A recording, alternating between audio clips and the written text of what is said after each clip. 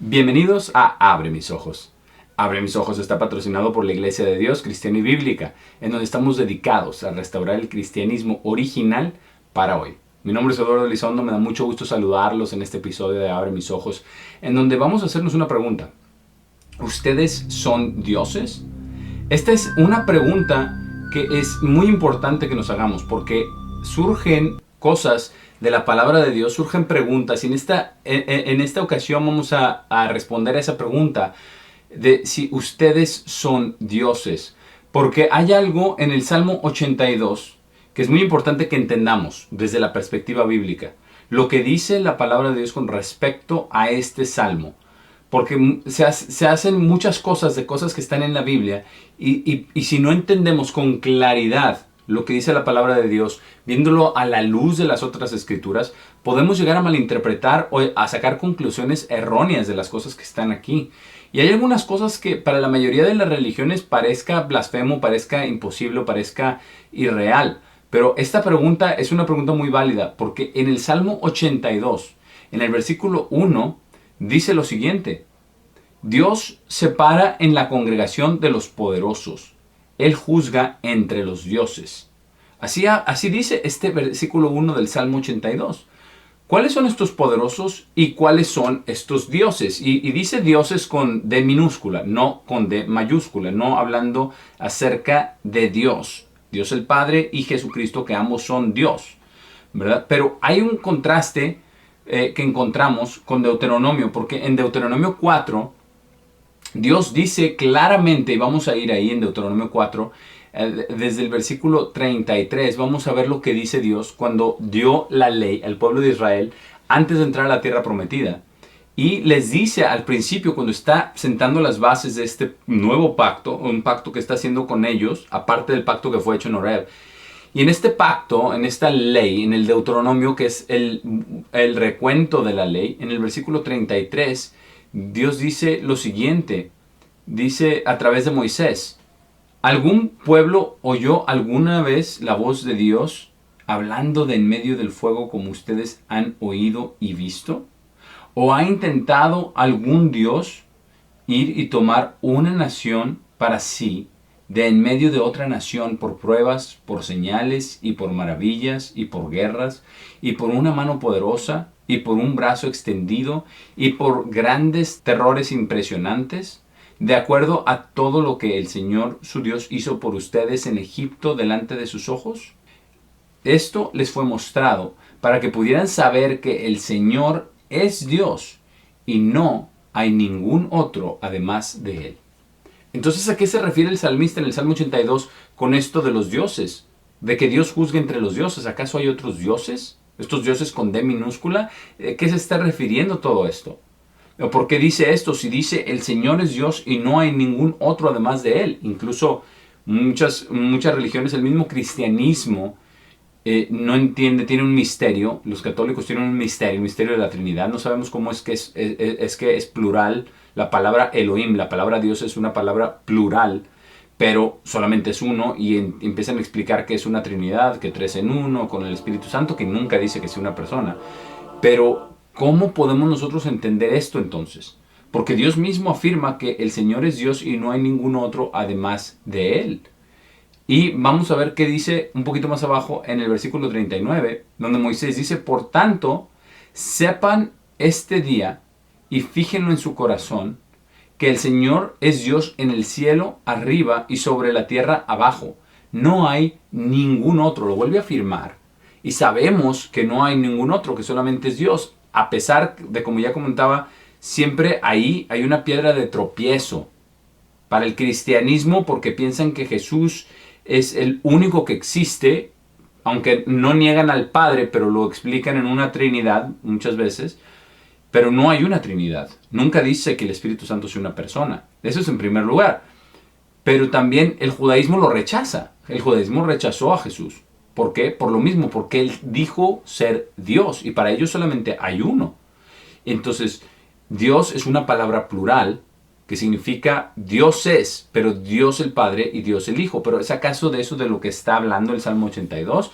Porque si es así, ¿por qué tiene D minúscula? ¿Por qué no tiene D mayúscula? Porque no está hablando de Dios el Padre o aquel que vino a ser el Padre y aquel que vino a ser el Hijo. Sabemos que esto no era antes de que el Padre engendrara a su Hijo en el vientre de María, como lo dice la Biblia. Entonces, ¿cómo podemos resolver esto? ¿De qué está hablando estos dioses?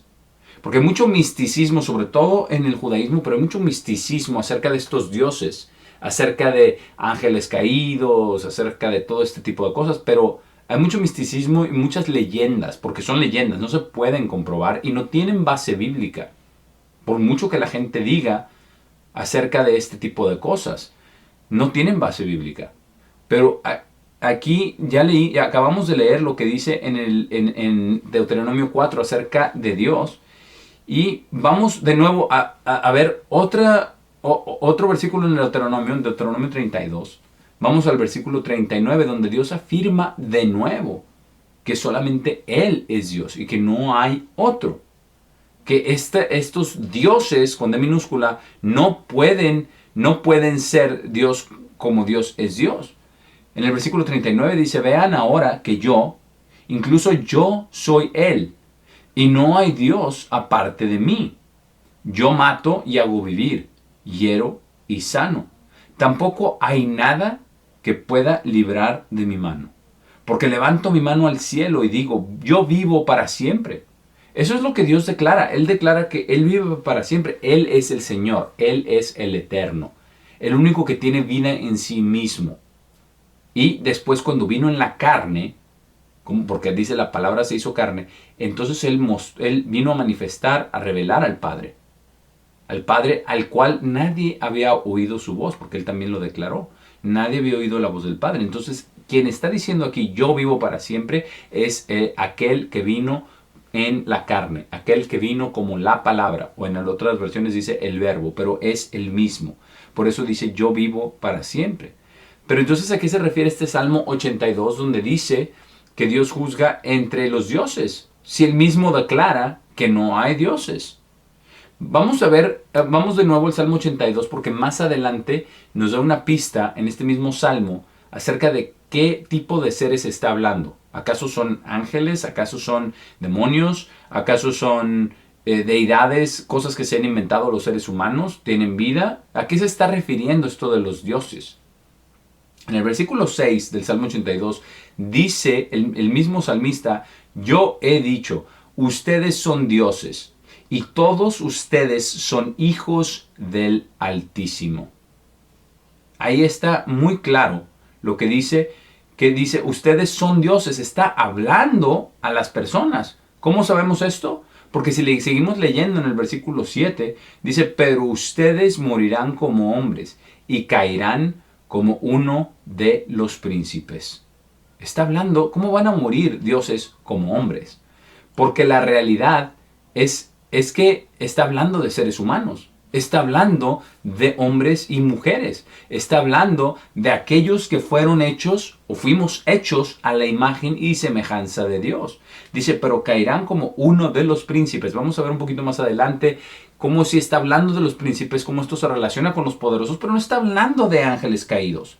No está hablando de mutantes. No está hablando, porque muchas personas piensan esto, que son ángeles caídos, que tuvieron relaciones con las mujeres y este tipo de cosas, pero de eso no es de lo que está hablando, ni esos son los dioses. Jesucristo mismo nos da la respuesta de qué se está refiriendo, a qué se está refiriendo este salmo. Para entender esto, vamos a Juan capítulo 10, donde Jesús estaba hablando hablando con los judíos, precisamente con los judíos, aquellos quienes lo rechazaron. Y vamos a ver por ese mismo rechazo lo que no entendieron, pero vamos a ver cómo explica Jesús este verso, cómo explica precisamente este versículo, este mismo salmo. En Juan 10, en el versículo 27, dice Jesús, mis ovejas oyen mi voz y las conozco, y ellas me siguen. Y yo les doy vida eterna, y nunca perecerán, y nadie las sacará de mi mano.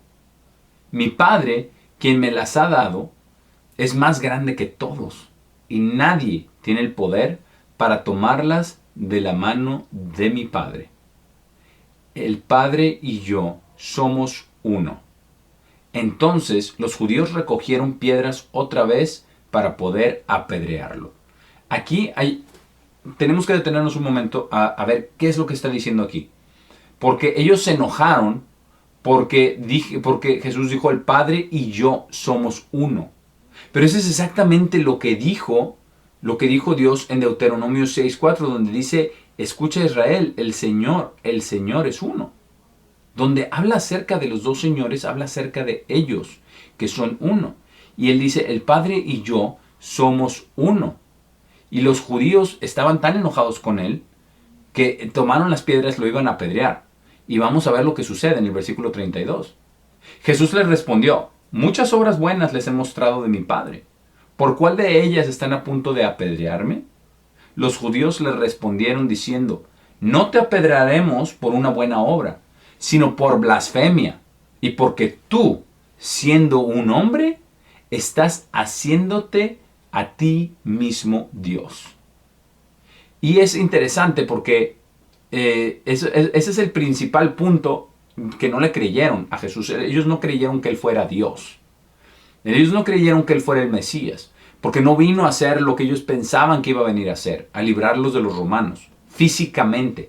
El pueblo judío tenía su mente en la salvación física de la opresión romana. Eso es lo único que tenían en mente. Pero no tenían en mente que el Salvador había venido a dar su vida por todos nosotros. No tenían en mente que hay partes de la Biblia que hablan acerca de la primera venida, como el Salmo 53 y todo lo que Él iba a sufrir. Y hay otras partes de la profecía donde hablan acerca de la segunda venida, donde vendrá con poder y con gloria a destruir a los malvados de la tierra y a tomar su puesto como Rey de Reyes y Señor de Señores. Esto no ha sucedido porque en el Salmo 110 lo vemos. Lo vemos, dice, el Señor dijo a mi Señor, siéntate a mi diestra hasta que haga de tus enemigos un taburete para tus pies. Esto no ha sucedido, los enemigos del Señor no han sido hechos taburete, por eso los poderosos siguen reinando. Pero, ¿qué le respondió después Jesús a los judíos? En el versículo 34 dice, Jesús les respondió, ¿no está escrita en su ley? Yo dije, ¿ustedes son dioses? Se está refiriendo al Salmo 82 que acabamos de leer. Se está refiriendo a lo que acabamos de leer ahí. De estos dioses, con D minúscula. Y vamos a ver qué comenta, qué nos revela nuestro Señor Jesucristo, porque Él es la verdad.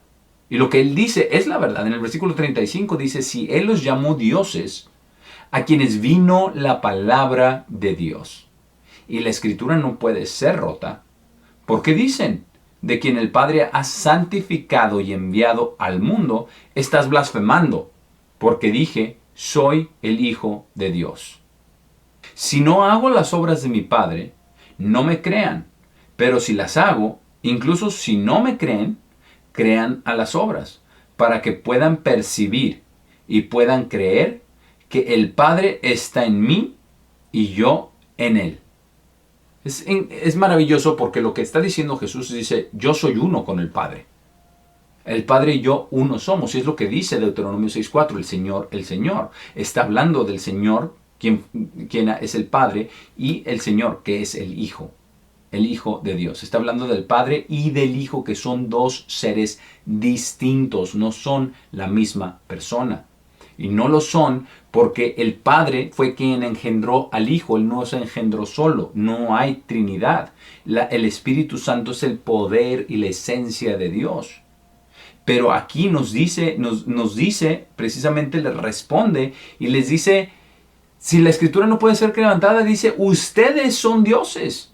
Está hablando de seres humanos, como ya vimos en el Salmo 82.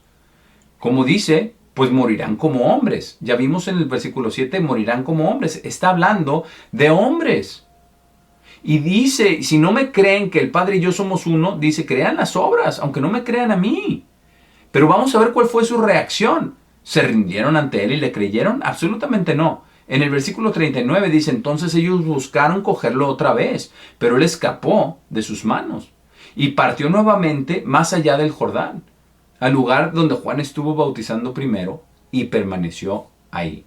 2 veces intentaron apedrearlo. 2 veces. ¿Por qué? Porque lo acusaron de decir que él era Dios, pero la realidad es que él era Dios. Él era Dios en la carne. Entonces, ¿de qué está hablando el Salmo 82 cuando dice son dioses? Está hablando de seres humanos. Incluso esa es su defensa. La defensa de nuestro Señor Jesucristo, cuando lo acusan de hacerse a sí mismo Dios, incluso dice, pero ustedes son dioses. Y la Escritura no puede ser rota. ¿Por qué somos dioses? ¿Por qué diría que somos dioses? La realidad es porque estamos hechos a la imagen y semejanza de Dios. Esa es la realidad, por eso somos dioses, no dioses como Dios es Dios. Dios con D minúscula, porque no tenemos el poder, no existimos por nosotros mismos, dependemos de Dios, de que Él nos dé la vida y de que Él nos dé el sustento. Pero sí somos hijos de Dios, hechos a su imagen por creación, a través de la creación, a su imagen y a su semejanza. Por eso, en Lucas 3, cuando se da toda la genealogía, esta genealogía aquí, la línea sanguínea de María para ir a todos los descendientes de María de sangre, se va hasta el principio, se va hasta Génesis, habla acerca de los hijos de quién son, de toda la genealogía, y cuando llega el final de este capítulo 3 de Lucas, llegando ya al principio cuando va a llegar a Adán, se refiere así. Lucas 3, versículo 38 dice, el hijo de Enosh, el hijo de Set, el hijo de Adán, el hijo de Dios. Entonces aquí, por creación, Adán era el hijo de Dios. Y todos los hijos de Dios son los seres humanos por creación, no por engendramiento espiritual. No son los hijos espirituales aún, a menos que hayamos sido engendrados en el bautismo y a ver que recibamos el Espíritu Santo. Pero aquí se nos dice que somos hijos de Dios. Por eso se les llama dioses. Pero volvamos al Salmo 82 para ver si con esto de contexto podemos ahora tener mayor entendimiento de lo que significa este versículo. Y no solamente este versículo, sino todo el Salmo. Todo el Salmo 82, leerlo en contexto, sabiendo que Jesús mismo les dijo a los judíos, ustedes son dioses. La Escritura no puede ser rota, no está hablando de ángeles, está hablando de personas, porque Él mismo era un ser humano en la carne y Él dijo que Él era uno con su Padre, lo cual era verdad. Jesús nunca mintió. Si hubiera mentido no sería el Salvador perfecto y legítimo que es. No sería el Cordero de Dios que quita el pecado del mundo. Pero en el Salmo 82, versículo 1, con esto en mente, vamos a ver a lo que se refiere este salmo. Dice, Dios separa en la congregación de los poderosos. Él juzga entre los dioses. ¿Hasta cuándo juzgarán injustamente y harán acepciones de personas del malvado? Y dice Selah, que significa mediten en esto. Meditemos un momento en esto. ¿Qué significa de que los poderosos, los gobernantes, los dignatarios, están haciendo esto? Dice, ¿hasta cuándo juzgarán injustamente y harán acepción de personas del malvado? Porque esa es la realidad. Toda la corrupción y toda la impunidad aquí se nos explica también. Que lo están llevando a cabo los poderosos. Los políticos, los dignatarios, los jefes de Estado, todos los ministros. Eso es lo que están haciendo. Por eso hay personas criminales y hoy más que nunca está saliendo toda la criminalidad de todo el sistema. Porque son unas cloacas llenas de maldad y de miseria y de corrupción. Y está saliendo todo esto, está saliendo la evidencia de toda esta corrupción en todos los sistemas. Pero los poderosos son los responsables. Y dice en el versículo 3, en este salmo, dice, defiende al pobre y al huérfano. Haz justicia al afligido y necesitado. Libra al pobre y necesitado. Sálvalo de la mano del malvado. Entonces hay una responsabilidad para los poderosos, para los dignatarios, para los gobernantes, para los presidentes, para los ministros, para los gobernadores. De eso es de lo que está hablando aquí. Ellos son los poderosos. Dice, Él juzga entre los dioses a todos. Porque todos, por creación, somos hijos de Dios, físicamente, no espiritualmente. Para ser hijos espirituales tenemos que recibir la semilla de engendramiento espiritual, que es el Espíritu Santo de Dios. Pero aún en la carne, Dios llama a cuentas a los que Él ha creado, a los que Él ha puesto, porque Él dice que pone reyes y quita reyes, como dice en Daniel. Y Él dice aquí que les da la encomienda que tienen que librar al pobre y al necesitado. Deben de salvar al afligido y al huérfano. No deben de abusar como abusan de la población. Y dice en el versículo 5 acerca de estos poderosos. Dice, ellos no saben ni entienden, caminan en oscuridad. Todos los fundamentos de la tierra son sacudidos fuera de curso, porque así se siente a veces, no hay a dónde correr, de toda la opresión, de la maldad, de todo lo que están haciendo los gobernantes corruptos, que lo único que quieren es seguir con sus caminos de maldad y de corrupción, y muchos de ellos son satanistas. Esa es la realidad. Pero en el versículo 6 dice, yo he dicho, ustedes son dioses, y todos ustedes son hijos del Altísimo. El énfasis es todos ustedes, porque los hombres hemos sido hechos a la imagen y semejanza de Dios. Los hombres y las mujeres tenemos la imagen y la semejanza de Dios. Y aquí da la sentencia. Dice, pero ustedes morirán como hombres y caerán como uno de los príncipes. Levántate, oh Dios, juzga la tierra, porque tú heredarás todas las naciones. Esto nos confirma que está hablando de dignatarios, de presidentes, de jefes de Estado, de aquellos que están, los poderosos. Los poderosos son los que se sientan a regir sobre los demás. Esos son poderosos. Tienen el poder de hacer leyes, de quitarlas, de hacer prácticamente lo que quieran, ¿verdad? Obviamente tiene que haber una ley, tienen que actuar de acuerdo a lo que a las normas de conducta mínimas, pero está hablando de los tiranos, está hablando de los gobernantes, está hablando de los poderosos, pero cuando se refiere a dioses, está hablando de los seres humanos, porque nosotros fuimos hechos a imagen y semejanza de Dios con un propósito, con el propósito de llegar a ser nacidos en la familia de Dios, exactamente como Jesús, exactamente como Él.